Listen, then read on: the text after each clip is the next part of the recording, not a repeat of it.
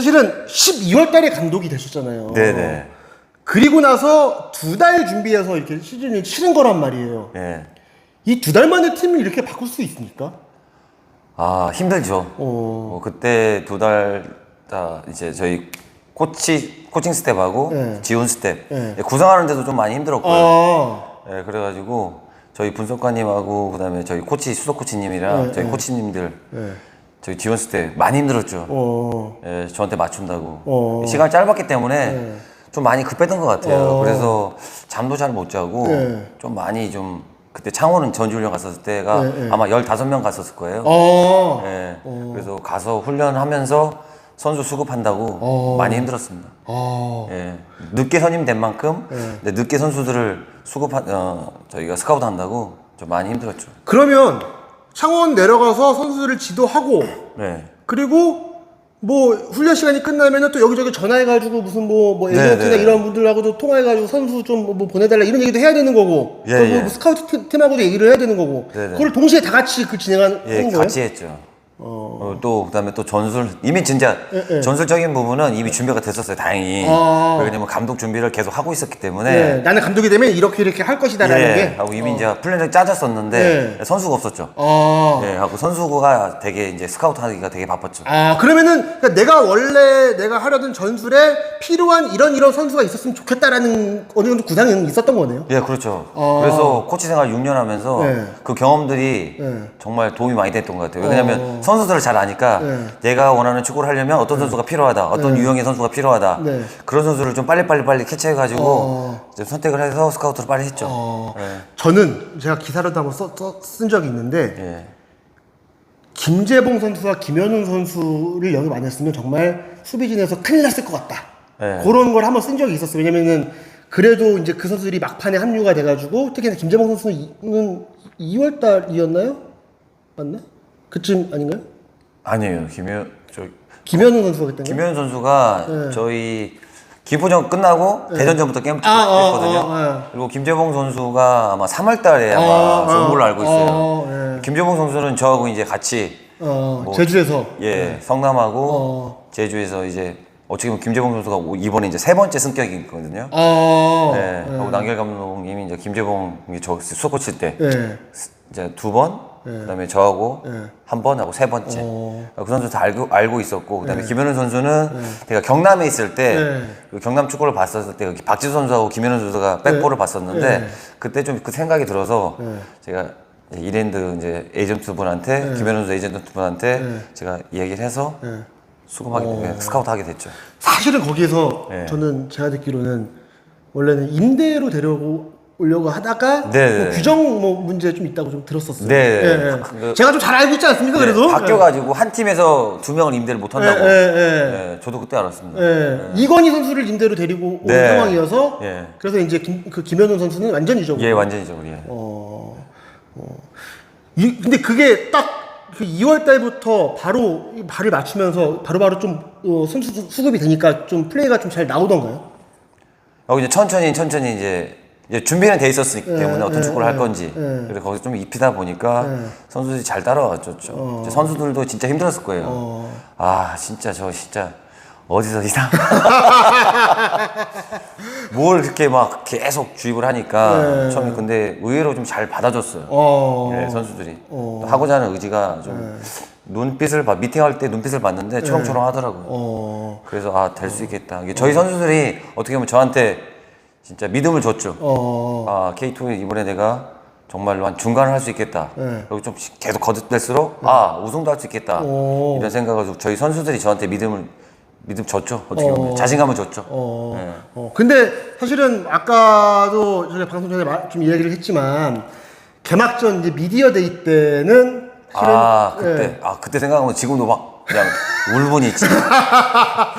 왜 울분이 이렇게 화가 치밀어 오르는데요. 왜요? 왜 이렇게 화가 나셨습니까? 그때 이제 저는 이제 어떻게 보면 코치 생활 6년을 했지만 뭐 남길 감독님 밑에서 계속 수석 코치를 계속 했잖아요. 어디 보면 이제 잘 모르잖아요. 근데 이제 미디어데이 이제 감독님들 계실 때 그 방에 문 열고 쫙 들어갔을 때 저를 쳐다보는 눈빛이 그냥 누구지 하는 눈빛이었어요. 뭐 강주 감독이긴 한데 예, 누구지라는 그때 그 눈빛들 보면 좀 방송이니까 제가 좋게 얘기하겠지만 아 이거 이제 방송만 아니고 술자리였으면은 그 감독님 누구예요까지 물어보고 싶은데 거기까지는 참아주십시오. 아마 그만 얘기 안 했으면 얘기했을 실명 얘기했을 수도 있어요. 제가 지금 오히려 지금 이정희 감독을 좀 많이 좀 누르고 있습니다. 예. 그래가지고 그때 나는 무시를 당했지만 우리 선수들은 무시당하면 안 되겠다. 그때 생각했어요. 이게 나만 하면 됐지. 우리 선수들은 내가 잘 가꿔서 정말로 우리 선수들 운동장에서 빛이 날 수 있게끔 만들어야 되겠다. 그때 사명감이 더 들었죠. 근데 그게 개막전이었나요? 김포전이? 예. 신생팀 김포한테 지면서. 제가 미디어데이 때 그 더러운 기분을 어떻게 이제 표현을 해야 될까, 좀 강하게 좀 남겨야 될까, 그래야 우리 강주 FC가 좀 임팩트 있게. 네, 임팩트 쳐다볼까. 그래서 그냥 그때 솔직히 제 기분 그대로 그냥 얘기한 거예요. 미드데이 때 뭐라고 말씀하셨죠? 더럽게 할 거라고. 지저분하게 할 거라고. 그러고 나서 김포전 지고 나서 제가 우리 선수들한테 그랬어요. 근데 경기가 못됐던 건 아니었어요. 그때 조금 선수들이 안 보던 생소하던 저희가 영입이 좀 덜 된 상태에서 뭐 이수민 선수도 없고 다른 선수들이 좀 센터백을 봤었거든요. 그래서 경기를 못한 건 아니었는데 어쨌든 졌잖아요. 되게 얌전하게 볼을 찼어요. 저기 김포 선수들은 되게 거칠게 볼을 찼는데 그래서 제가 선수들한테 얘기했죠. 내가 미디어데이 가서 지저분하게 더럽게 한다고 그랬는데 너희들 너무 얌전하게 날 거짓말 하는 감독을 만들 거냐. 한번 너희들이 보여줬으면 좋겠다. 경기는 잘했다. 경기력은. 그래서 한번 보여줘라. 들어온 게 어떤 건지. 근데 그날 진짜 더럽게 하더라고요.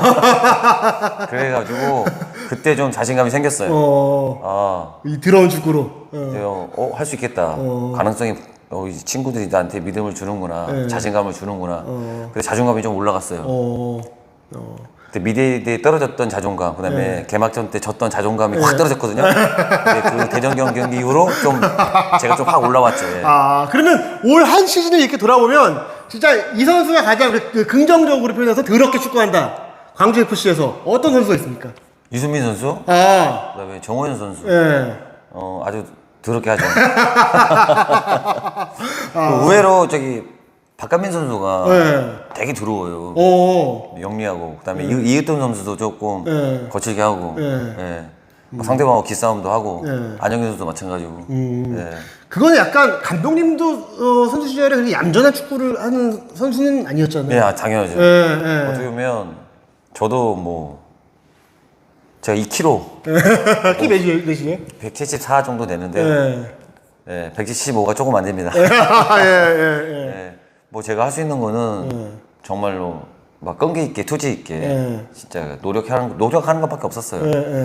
버티려면 하다 보니 되더라고요. 그리고 저는 정말 감독님이 진짜 인상 깊었던 게 그때 뭐 어디 경기였다 홈에서 할 때 오늘 세레모니 할 시간에 공 한 번 더 갖고 와서 골 더 넣어라. 뭐 그런 이야기를 또 이제 주문하신 적도 있고. 했어요. 그래서 저는 감독님을 볼 때 무슨 생각을 했냐면 되게 이 절제의 간지를 좀 추구하는 분이다. 왜냐면 막 진짜 막 대놓고 막 나대고 막 이래서 막 하는 것보다 내가 한번 보여줄게. 그리고 그 세레모니보다 더한 뭔가 하나의 메시지를 전달하는 거는 골 넣고 나서 공을 가지고 오는 거고 저는 약간 그런 거라고 생각을 해가지고 감독님이 그런 쪽으로 굉장히 좀 추구하는 게 좀 있다라고 생각을 했거든요. 그러니까 특히 홈에서 경기하면 많은 관중님 우리 팬들이 오진 않잖아요, 그죠? 많이 오진 않아요. 저희가 1위 팀인데도 불구하고 평균 관중수는 아마 한 9위 하나요? 전 잘 모르겠는데 한번 좀 보여주십시오. 저희가 평균 관중수가 몇인지 한번 올려줬으면 좋겠어요. 그래서 관중들이 오려면 어떻게 해야 되나 생각했는데 저희가 골을 많이 넣고 계속 공격적으로 가야 되잖아요. 그러면 여기 지금 오신 분들한테 아니면 시청하고 계신 광주 시민들한테 우리 의지를 보여주자. 우리는 골을 넣어도 세레머니 없이 볼을 가져가서 다시 또 골을 넣으려고 하는 그런 팀이 되자라고 내가 좀 강하게 좀 팬분들한테 광주 시민분들한테 좀 우리가 강하게 좀 메시지를 주자라고 이야기해서 그렇게 한 거죠. 그리고 왜냐면 지난번에 엄지성 선수한테도 다쳤는데 일어나라고 그때 이기고 있었죠? 크게 이기고 있었죠? 그때 부산 경기에 몇 대 몇 상황에 그게? 1대0이었을 거예요. 아마. 1대0에서? 그래서 박정인 선수한테 이제 조금 강하게 좀 태클, 좀 밟혀서 박정인 선수가 퇴장을 당하고 이제 엄중 선수가 이제 좀 아파서 있었죠. 근데 저는 빨리 일어나라고.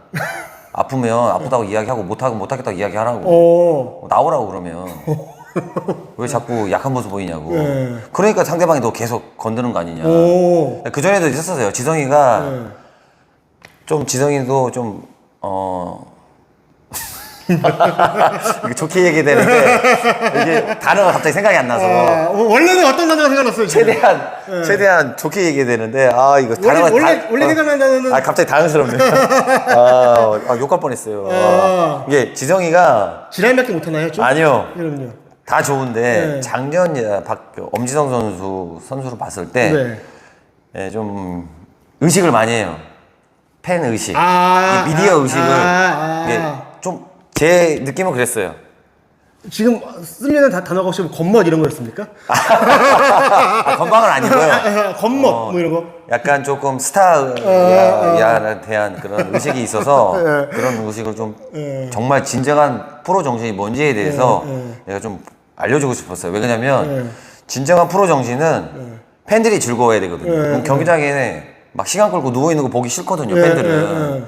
그럼 조금이라도 더 멋진 모습을 엄지성에 대한 선수에 대해서 더 좀 보고 싶잖아요. 더 막 뭐죠? 뭐 드리블도 보고 싶고 슈팅도 보고 싶고 여러 가지 보고 싶은데 누워 있는 모습 보고 싫거든요. 그렇죠. 그래서 그런 걸 좀 내가 빼주려고 좀 강하게 좀 얘기하는 편이죠. 근데 그때가 4주 부상이었는데 다시 영상을 봤어요. 진짜 아프겠더라고요. 근데 일어났어요. 그리고 좀 뛰다가 결국은 아파서 나갔거든요. 근데 전반 끝나고 본인이 한다고 했어요. 그리고 나서 미안하다는 얘기를 했다라는 지성아, 내가 다시 보니까 정말 아프겠더라. 미안하다 그랬죠. 그래서 4주 전에 나온 거죠. 그리고 왜냐면은 경기 막 크게 이기고 있어도 막 볼 돌리고 막 좀 뭐 수비적으로 하고 그러면 막 엄청 뭐라 그러시잖아요. 네, 뭐라 해요. 그리고 선수한테 얘기해요. 너희들이 그러면 수비수 빼고 공격수 넣어버린다고. 네, 센터백 빼고 센터포드 넣어가지고 센터백 보게 한다고 농담으로 하거든요. 그러니까 지키려고 하지 말려고 그냥 계속 공격하라고. 근데 그 정도까지 하시는 이유가 이 정도까지 하시는 이유가 있을 거 아닙니까? 특히 홈경기 때 그렇게 많이 해요. 제가 얘기했다시피 저희가 1인데 관중수가 꼴찌잖아요. 어떻게 보면 뒤쪽에서. 그러면 그런 팬분들이 축구장에 좀 와야 되잖아요. 광주 축구 진짜 한번 직관하고 싶다. 그렇게 좀 마음에 들게끔 만들려면 좀 그런 방법밖에 없다 생각을 했어요. 그리고 또 우리 선수들도 성장하려면 저희가 뭐 환경이 좋은 조건도 아니고 예산이 많은 팀도 아니잖아요. 그러면 저희 선수들을 좀 돋보이게 빛이 나게 할 수 있는 방법은 공격하는 거죠. 그래야 지키는 것보다 공격하는 게 더 우리 선수들이 빛이 날 수 있는 방법이었기 때문에 그렇게 전술을 짜고 있습니다. 올 시즌 이렇게 했던 경기 중에 진짜 가장 어려웠던 경기, 뭔가 여기가 승부처였다 이런 경기 좀 어떤 경기가 있나요? 대전 어웨이 경기. 원정. 그때 어웨이 경기 때 저희가 만약에 1대1로 비겼거든요. 그때 김종욱 선수가 골 넣었어요. 종호한테 맞는 저희가 딱 전술을 짰죠. 근데 종호가 더욱더 거기에 맞게 또 골을 넣어줬죠. 그때 그 경기가 아마 잘못됐으면 좀 힘들지 않았을까. 그때 1대1 비교고 와서 저희가 조금 더 자신감이 생겼죠. 저는 개인적으로 그 충남 아산전 홈에서 충남 아산전 20분 추가 시간 했을 때 그때요? 그때 왜냐면은 사실은 그것도 경기를 뒤집은 거였잖아요. 네, 맞아요. 그래가지고 와 정말 한 골 먹고 저희가 3골 넣고 한 골 먹었죠. 그래서 추가 시간 엄청 길어가지고 저희 그때 집에 못 갔거든요. 비도 엄청 왔어요. 그래가지고 그러고 보니까 이제 별걸 다 했네요.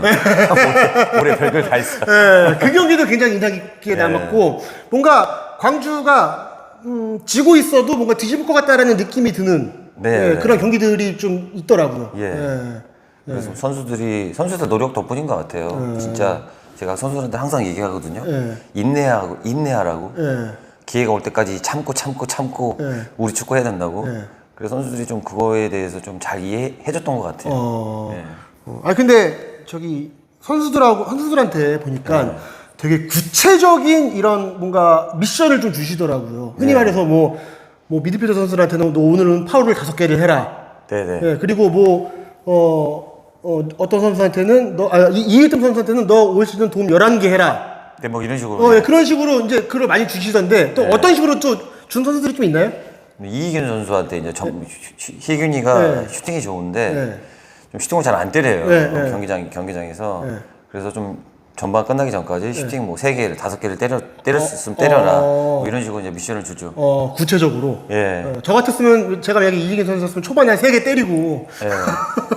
그리고 나중에는 좀 미션을 그런 개인적인 미션을 안 줬어요. 왜요? 근데 팀 미션을 줬어요. 왜냐면 엄지성 선수한테 어떤 경기인지 전반전에 너무 욕심을 내는 거예요. 그래서 제가 전반전 끝나고 후반에는 좀 팀플레이 해라. 좀 어시스트를 했으면 좋겠다. 라고 얘기를 했더니 완벽한 찬스에도 어시스트 하려고 하더라고요. 그래서 내가 말을 잘 듣네요. 내가 말을 잘못했다. 그러고 나서 그 다음 경기 때 네 마음대로 해. 야, 진아, 그냥 걸리면 때려. 마음대로 해. 그랬어요. 예. 그때가 아마 부천전이었나. 예. 부천전, 질 때죠. 졌을 때 아마 졌을 거예요. 2대1로. 예. 근데 그러니까 저도 뭐 다른 팀 감독님 얘기 들어보면 좀 감독님들의 명망이 좀 높은 팀들은 선수들이 감독이 지시하면 그것만 하려고 해서 그게 또 약간 스트레스라고 하더라고요. 네. 너무 그래서 좀 뭔가 창의성을 없애는 거 아닌가 그런 고민들을 한다고 좀 얘기를 하는 경우들이 있더라고요. 네, 맞아요. 그래서 제가 말한 이제 팀으로 좀 이제 미션을 주죠. 저기 이건희 선수한테는 5골 이상 넣으면 신발을 사주겠다라는 공약을 약속을 하셨다고 얘기를 들었어요. 네, 맞아요. 근데 그게 감독님이 거신 거예요? 아니면 이건희 선수가 먼저 제안을 한 건가요? 우리 팀에 하성훈 선수하고 이거진 선수하고 둘이 공격수잖아요. 나이가 같아요. 그래서 두 선수한테 누가 먼저 5골을 넣으면 내가 신발을 사주겠다. 근데 뭐 제가 신발을 사준다고 그랬지 뭐 어떤 메이커를 사준다고는 얘기 안 했었거든요. 근데 건이가 5골 넣고 바로 얘기하더라고요. 발렌시아가라고. 발렌시아가 살 거라고. 그래서 제가 카드 주기로 했어요. 그래요? 네. 골프 배우려고 하는데 골프채가 없다는 거예요. 뭐? 그러다 보니까 그렇게 된 거예요. 또 일이 커지더라고요. 너 37점. 그런 방법이 있네. 이 남길 감독과의 관계 이런 게 좀 궁금해하는 분들이 많은데 일단은 파란불? 빨간불. 빨간불이에요. 그래가지고 노란불이 없어서 내가 그 노란불 역할을 했다고 생각하면 돼요. 치고받고 싸우고 그러진 않아요.